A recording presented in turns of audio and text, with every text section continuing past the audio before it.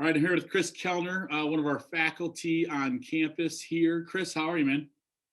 I'm doing great. It's a long day for me, 7:30 a.m. class to night class that ends at 9:40 p.m. So long day. Wow, lots of teaching For going my on. break.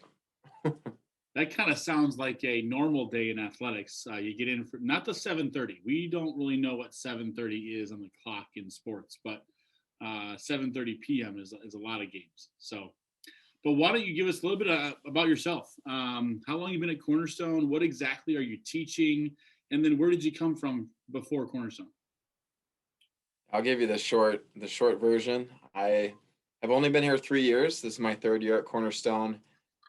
I came by way of Los Angeles. I've moved quite a bit in my life, but the most recent place before here was Los Angeles, and I was at a small NAIA school in the I think it's the Western Athletic Conference, something like that, Okay. uh, in California. There, I was the far there, so I was very familiar with what was going on in athletics, and I got to lead the newly formed athletics committee. So, admin, and then athletics, and then faculty, mixed committee, a very interesting experience. So anyway, we moved from Los Angeles. The small school's name is Life Pacific University now, and we moved here to be closer to family.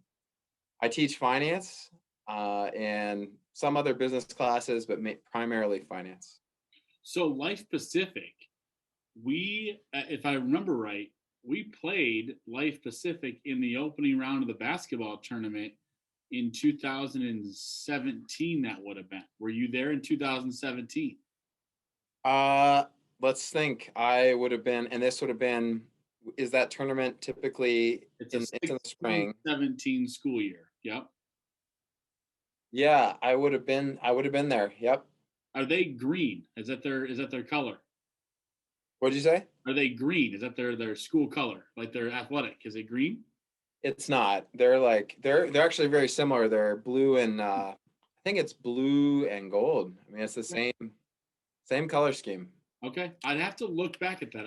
I feel like that, or maybe it was Pacific Union or something like that. So it was out there. One of I those. think I think it probably wasn't Life Pacific because Cornerstone I think is in the tier up, Okay. and they're kind of second tier. Okay. They had just joined NAIA. They were still competing.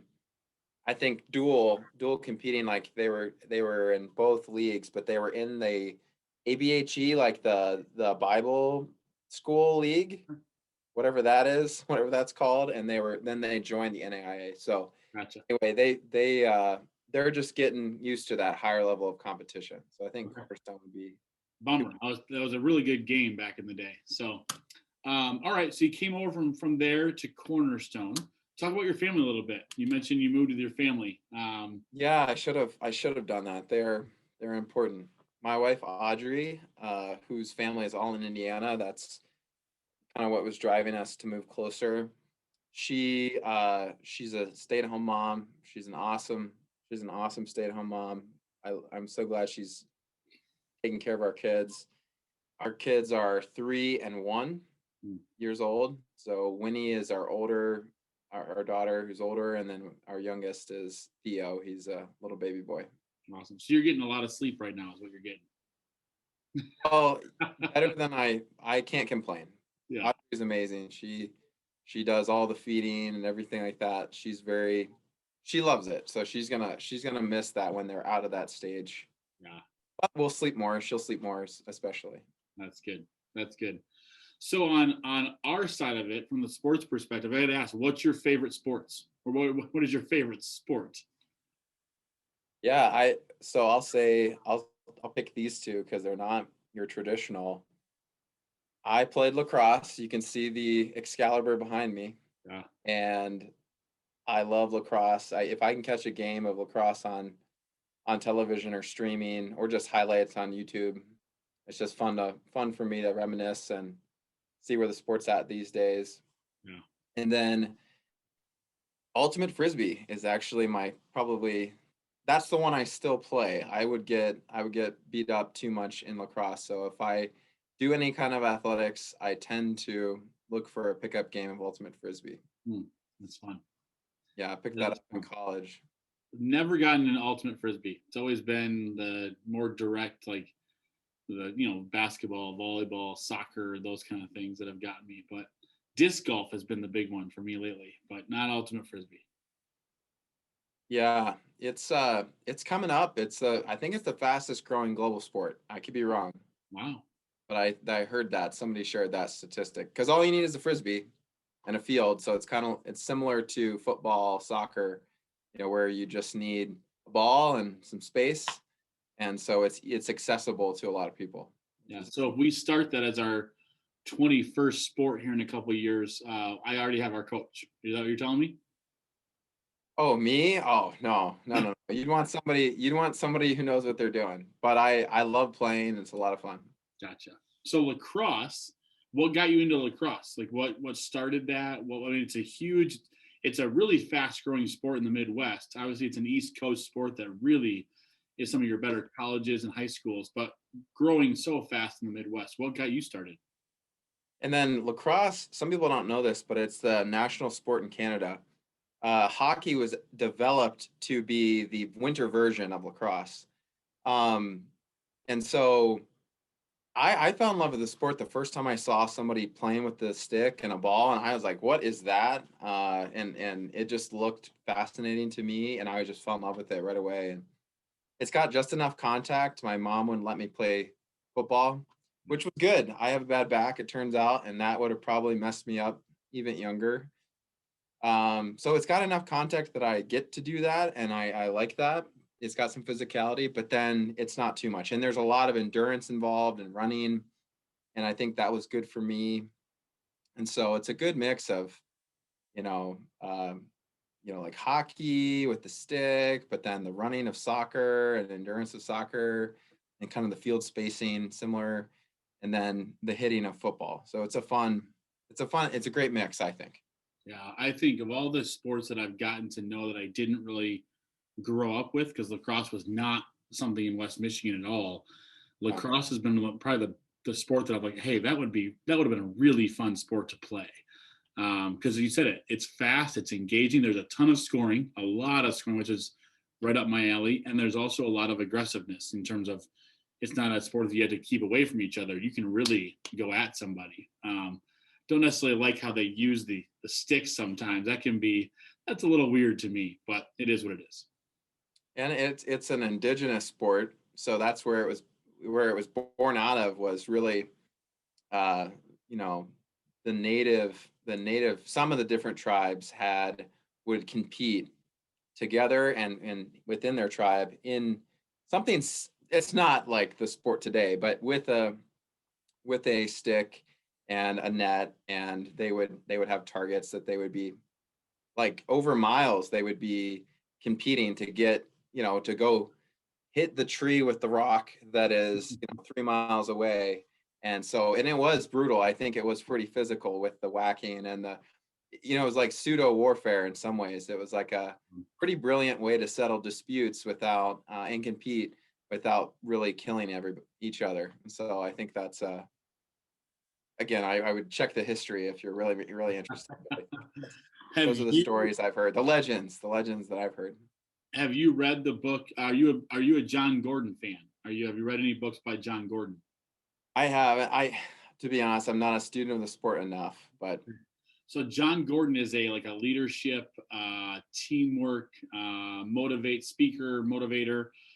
He wrote a book called Hard Hat, and it's a true story. I believe the story is about an individual that went to, I'm going to say Princeton, one of the Ivy League schools. I think Princeton was the one, but a really engaging story about how this young man on the team and how he grew into just the hardest working player and what it meant for his teamwork. And he ended up passing away. And I don't want to give too much of the story away, but I would encourage it from a lacrosse standpoint, from a leadership standpoint, from a team aspect.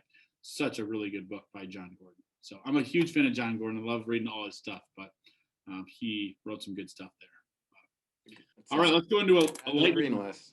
Let's go into lightning round here. Favorite movie? Shawshank Redemption. Oh, that is good. Can we just do another call just on Shawshank Redemption? Yes. That is fantastic. Usually people say like Avatar, like I'm like, come on, let's go back to Shawshank. Oh, that is Chris. We may have just struck a nerve there. There we go. Yeah, let's talk. I mean, hope and friendship. I mean, do we need anything else? That's you got it. How that's loving. great. So Great movie. so good. I might have to go watch it. It's been a while since I've watched it, but I might have to go watch it. Okay, An annual one for me. that's good. Favorite food? That's tougher. That's much tougher. I'll tell you my favorite food here in Grand Rapids. We love Bangkok Taste. It's a Thai food restaurant.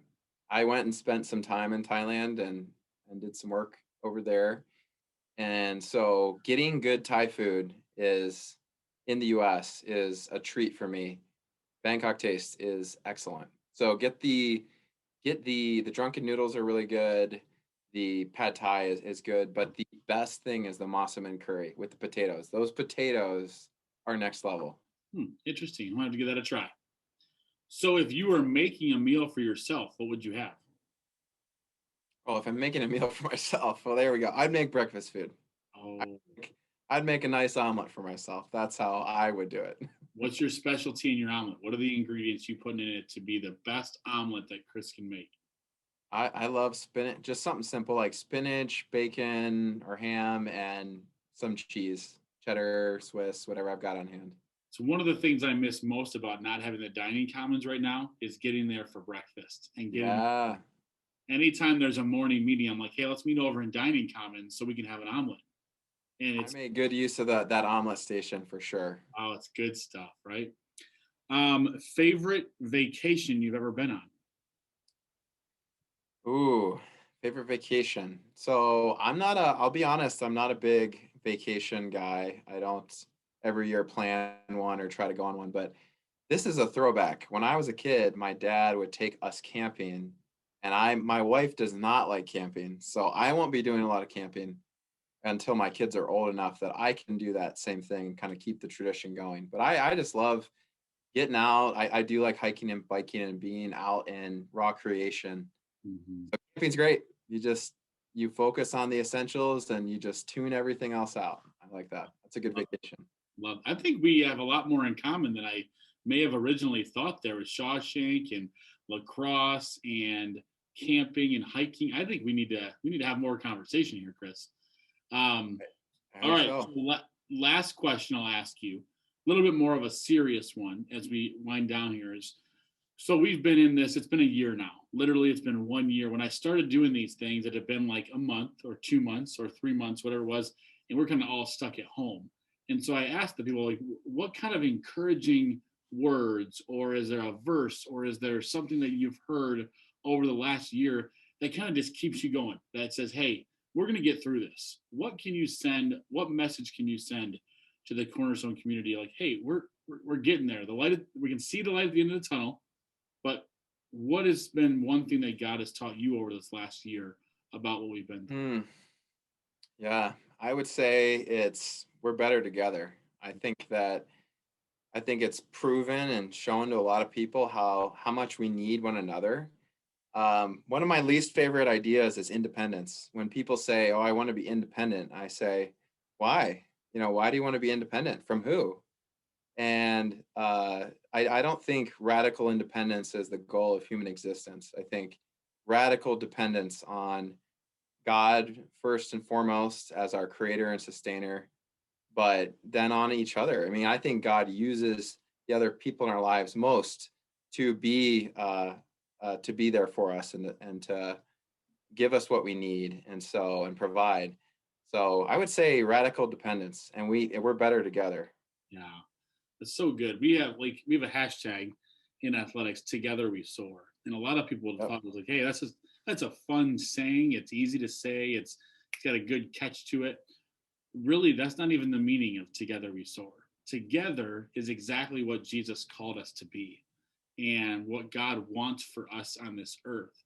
And in this last year, when we've even said it here, we've been separated by this virus and by things that are happening, but there's still that desire to want to be a community together. And that's what makes Cornerstone so special. Like, just it's a community. And you ask mostly anybody that you talk to, hey, what's special about Cornerstone? And they say the community, Yep. the relationship that we have with each other. And And that's I'll leave you with this. This was a quote from a student who graduated a few years ago. It was their like senior quote for in the business division. This student selected it. It's a proverb. It's an African proverb, and it says, "If you want to go fast, go alone. If you want to go far, go together." so good. So good.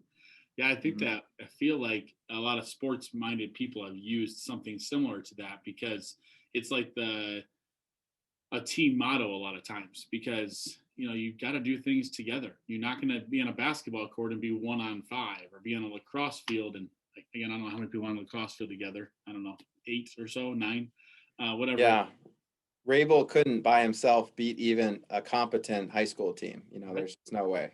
Right. So true. But Chris, I appreciate you. I think we need to have further conversation. There's more things that I think you and I can talk about.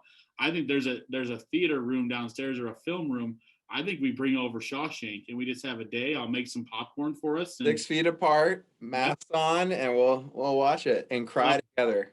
I love it. Let's do it. All right. Thanks, Chris. Thank you.